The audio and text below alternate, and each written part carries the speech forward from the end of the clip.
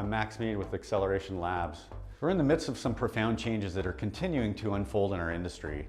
The buyer landscape is changing, with brands getting much more involved in decisions about how their media dollars are spent, and they're building out ad technology stacks where they're not only holding the contracts, but they're driving the agenda. And at the same time, potential investors and acquirers are looking for revenue visibility, which is really only available through some type of a SaaS model. It's becoming increasingly challenging to find stable business positioning with the backdrop of Google, Amazon, and Facebook. As we head into 2018, we wanted to look at how ad tech companies can make sure their sales strategies will both meet the needs of today and tomorrow by learning what's working for others. So one of the most important steps for ad tech companies to achieve sales success this year is to specialize their sales team. The guiding philosophy of sales specialization is that account executives, who are your most sophisticated and expensive sellers, should focus on closing rather than prospecting. If they're prospecting, they're not closing, but if they're closing, who's doing their prospecting? This is where having a dedicated function to do that is really important. And specialized sales development functions have themselves become pretty sophisticated when it comes to building pipeline these days.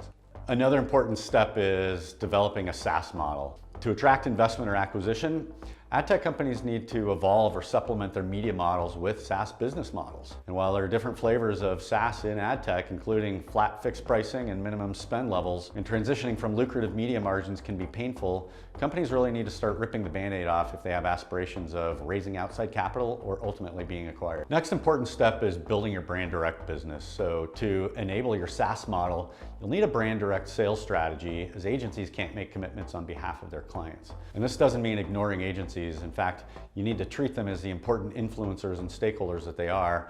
But most agencies are starting to wrap their heads around their new role as a collaborator rather than a gatekeeper of technology, and marketers are overwhelmingly embracing their new role in building out their tech stacks. The next really important step is cleaning and building your own sales tech stack. As passionate as most ad tech vendors are about their prospects' technology choices, many don't apply the same concern for their own sales and marketing tech stacks. As with ad tech, a few great components work really well together, and that definitely outflanks having a junkyard of unwieldy products that don't work together. And there are a few critical elements, including sales automation, marketing automation, CRM, and a couple of key data sources that you won't want to skimp out on or dismiss. Maybe next year, B2B attribution will also make the list as it continues to mature. CRM governance and hygiene are increasingly critical for garnering insights over these longer sales cycles, and with increased cross-functional account involvement from the specialization that we spoke about earlier. The next step we're going to talk about is knowing and segmenting your customers. And as ad tech markets mature and become increasingly competitive,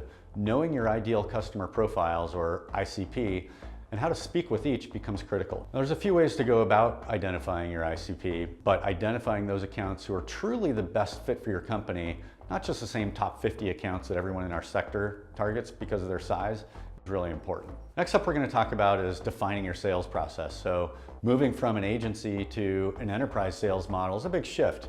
You'll need to evaluate if you have the right people and if they have the chops to adapt to a new mode of selling. Even experienced enterprise sellers, though, are most successful when they have a roadmap that reflects really well-defined selling stages, each with different proof points that allows them to advance to the next step in the process. Next important step for ad tech sales success is owning your niche. And by this, I don't mean succeeding in a small market, but rather having a clean and really compelling story with lots of examples, proof points, and testimonials about the problems that you solve for companies that look like your prospects. Inherent in owning your niche is having abundant clarity about your ecosystem positioning. How do you reconcile or work with or differentiate from the walled gardens and marketing clouds, for example? The last step we're going to talk about is consider a channel partnership program. So channel partnership programs can be hit or miss, usually dependent on your organizational commitment to them and making them work, which is why I'm a little less prescriptive on this one. But if you're a business that can benefit from ecosystem credibility or important integrations, a partnership program could be a third important leg of your sales strategy, in addition to direct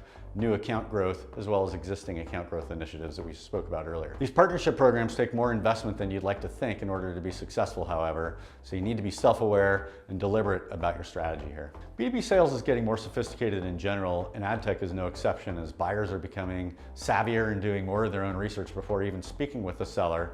So investing in these tools and mechanics will help your team spend their time in the right places and win more in 2018 and in the years beyond. I'm Max Mead. Thanks for watching.